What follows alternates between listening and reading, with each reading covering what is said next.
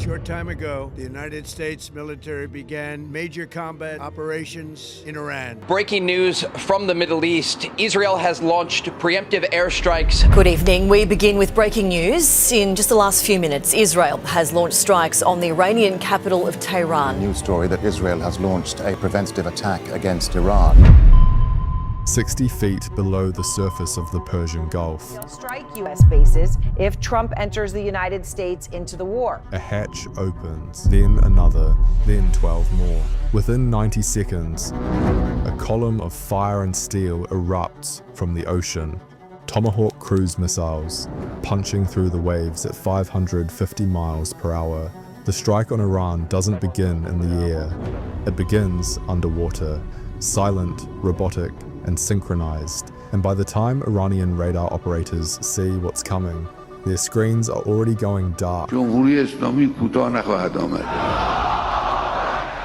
is day zero, the methodical destruction of Iran's ability to see, communicate, and respond. And it doesn't happen with one weapon. It happens in phases, sequenced, coordinated, and unstoppable. This is how the US Navy plans to strike Iran. The strike doesn't start with bombs, it starts with fuel. 12 hours before the first missile flies, the real weapon is already airborne. KC-135 Stratotankers and KC-46 Pegasus tankers launch from Al Udeid Air Base in Qatar and Diego Garcia in the Indian Ocean. They climb to 30,000 feet and establish orbit tracks over the Persian Gulf and Red Sea. Outside Iranian radar coverage, this creates a massive air bridge. Fighters can launch heavy-carrying weapons instead of extra fuel tanks. They'll refuel multiple times mid-mission, because Iran's best defense isn't missiles, it's distance. 5,700 miles of ocean and desert separating American firepower from Iranian soil, and the US Navy just erased it. Act 2, Hour 0, the Tomahawk salvo. At 2:47 a.m. local time, the war begins, but not with pilots, with robots. The Arleigh Burke-class destroyer USS Thomas Hudner sits in the Persian Gulf. Its vertical launch system contains 90 missile cells, dozens of them open at once. Tomahawk cruise missiles erupt from the deck, each one programmed with precise GPS coordinates. They fly subsonic, 550 miles per hour, but they don't fly high. They hug the terrain 30 feet above the sand, below the radar horizon. They're not flying in a straight line. They're programmed to loiter, to wait, so they can all hit at the same time. The targets: S-300 and S-400 radar installations, command bunkers, communication nodes. Iran's integrated air defense system doesn't fail all at once. It just stops seeing.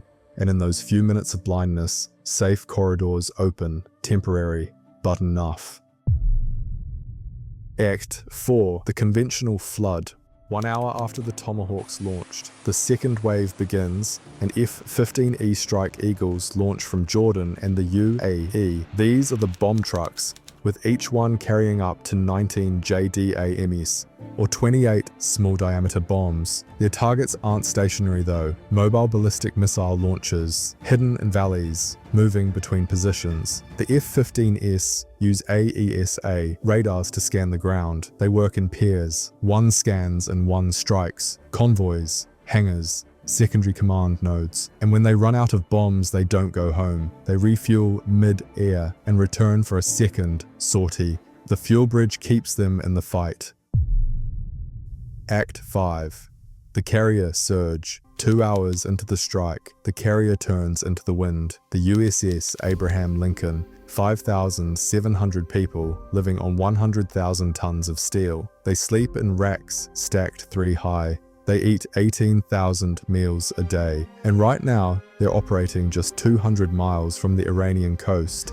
Every 30 seconds, another aircraft launches. F/A 18 Super Hornets, armed with anti-radiation missiles, hunting any Iranian radar operator brave enough to turn a system back on. But the real weapon on the Lincoln is Marine Fighter Attack Squadron 314, the Black Knights, 10 F-35C Lightning II stealth fighters. Not the A, not the B, the C for carrier. combat radius over 600 miles. They penetrate Iranian air defenses without being detected. Russian S-300s, Chinese radars, Iranian missiles. The F-35C flies through all of it, alone. Above them, an E-2 Hawkeye orbits, the quarterback, managing hundreds of jets, sensors, tankers, and targets. On the deck below, organized chaos. Launch, recover, rearm, launch again. Act 6, the electronic shield. While all of this is happening, EA-18, growlers are flooding Iranian frequencies with static, noise and jamming everything. Iran's fighters, MiG-29s and aging F-14 Tomcats, are dangerous if they get close, but they can't find what they can't see. Ground controllers struggle to vector them toward targets. The data links are broken, and if they do get close, FA-18S engage with long-range missiles. Guided by AWACS offshore, Iranian SAMs fire blindly. Decoys absorb the salvos. Missiles miss. Iran's Air Force doesn't lose a dogfight, it loses coordination. Ending. By sunrise, the first wave is complete. Air defenses are blinded. Nuclear programs are struck. Missile forces are degraded, but not eliminated.